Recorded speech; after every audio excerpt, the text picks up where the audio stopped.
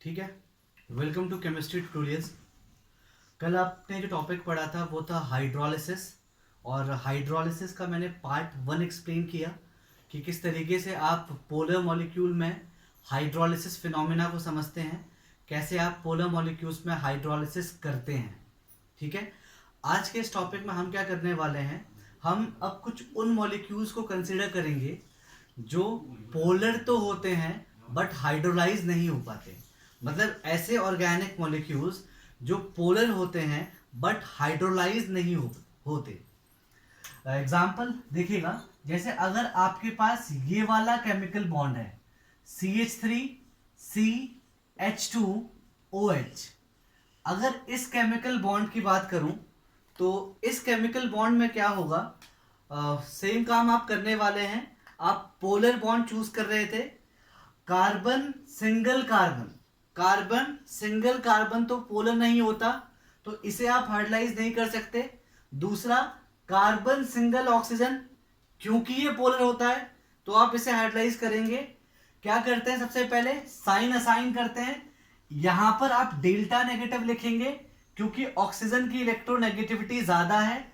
दूसरी तरफ कार्बन में आप क्या करेंगे, डेल्टा पॉजिटिव लिखेंगे क्योंकि कार्बन की इलेक्ट्रोनेगेटिविटी कम है।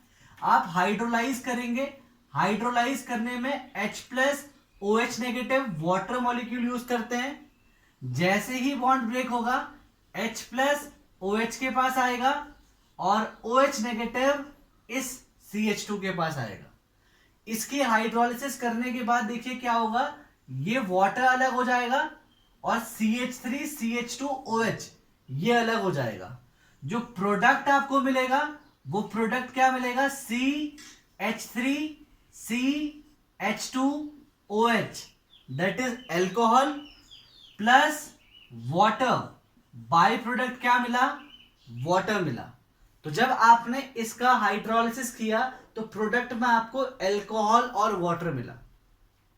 लेकिन इसमें एक इंपॉर्टेंट सी बात आपको दिख रही होगी कि ये रिएक्शन अगर हम बोर्ड में कर रहे हैं या पेपर में अगर कर रहे हैं तो लग तो रहा है कि रिएक्शन हुआ है, बट एक्चुअल में रिएक्शन नहीं हुआ। क्यों नहीं हुआ, क्योंकि प्रोडक्ट आप देखेंगे तो प्रोडक्ट क्या मिले हैं, एल्कोहल और वाटर, और रिएक्टेंट्स क्या थे, एल्कोहल और वाटर। जिस रिएक्शन में रिएक्टेंट और प्रोडक्ट सेम है, क्या वो रिएक्शन आगे प्रोसीड कर रखी है, नहीं कर रखी।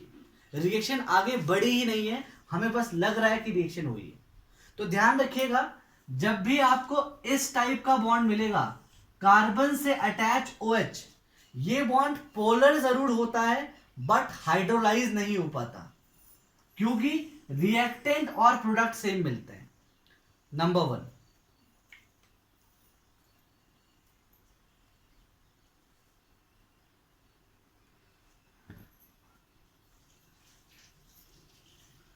इसके बाद नेक्स्ट आ जाते हैं इसमें। इसमें हम क्या करने वाले हैं, इस बॉन्ड का तो हाइड्रोलिसिस हो नहीं पाया। अगला देखिएगा, ऐसे ही ये C double bond O H ये अटैच्ड है CH3 से। इस ऑर्गेनिक मॉलिक्यूल को इथेनॉल कहते हैं। ये एक एल्डिहाइड हुआ करता है। अगेन हाइड्रोलिसिस कर रहे हैं, जब आप हाइड्रोलिसिस करोगे तो वाटर यूज करोगे H+OH नेगेटिव करके। पोलैरिटी चेक कर रहे हैं, कार्बन कार्बन ये वाला बॉन्ड नहीं ब्रेक हो सकता, नॉन पोलर है। कार्बन हाइड्रोजन ये वाला बॉन्ड भी ब्रेक नहीं हो सकता क्योंकि नॉन पोलर है। बट ये वाला बॉन्ड देखिए, ये वाला डेल्टा प्लस आ जाएगा इस पे और इस पे डेल्टा नेगेटिव आ जाएगा। आप इस वाले बॉन्ड को ब्रेक कर सकते हैं। कैसे ब्रेक करेंगे, जब आप ब्रेक करेंगे तो नेगेटिव के पास वाटर का पॉजिटिव और पॉजिटिव के पास वाटर का नेगेटिव। दूसरा, क्योंकि पहला बॉन्ड भी पोलर है, दूसरा बॉन्ड भी पोलर है, उसे भी आप ब्रेक कर सकते हैं। ऑक्सीजन के पास H+ और यहां कार्बन के पास OH नेगेटिव। देखिएगा H2O बाहर हो गया और मॉलिक्यूल क्या बन गया, देखिए CH3 इस वाले C पर 1 2 2 OH आ गए। अब कार्बन एक ऐसी कंडीशन पे पहुंच गया है, कार्बन एक ऐसी स्टेट पर पहुंच गया है जहां पर एक से ज्यादा OH ग्रुप है, और हम समझ रहे थे कि जब भी एक से ज्यादा OH ग्रुप होता है उस कंडीशन पे कार्बन स्टेबल नहीं होता, और स्टेबल नहीं होता तो मॉलिक्यूल ऐसा एक मॉलिक्यूल बनाएगा जो स्टेबल होगा, वाटर मॉलिक्यूल बाहर हो जाएगा और बन जाएगा H2O एंड इथेनॉल।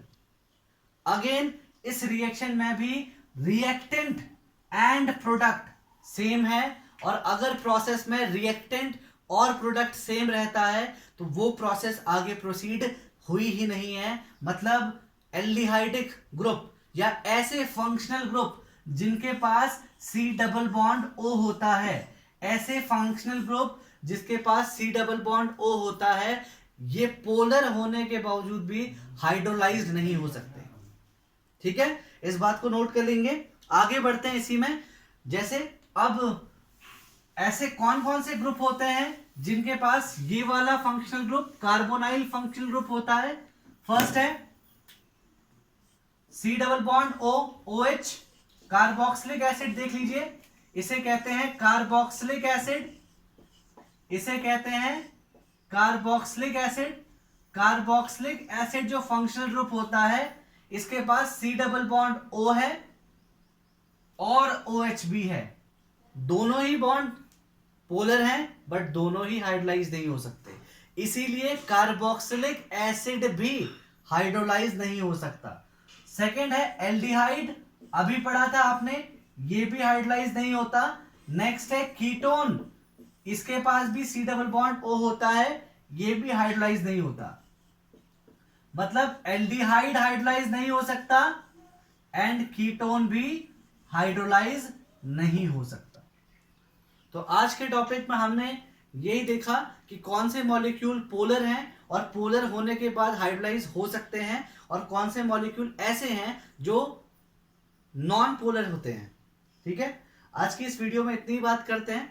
बाकी अब हाइड्रोलिसिस हमारी तरफ से कंप्लीट हो गया है, हमने नॉर्मल हाइड्रोलिसिस, बेसिक हाइड्रोलिसिस पढ़ा है।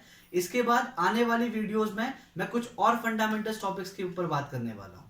ठीक है, अगर वीडियो आपको पसंद आया तो आप इसे लाइक एंड सब्सक्राइब कर सकते हैं। Thank you.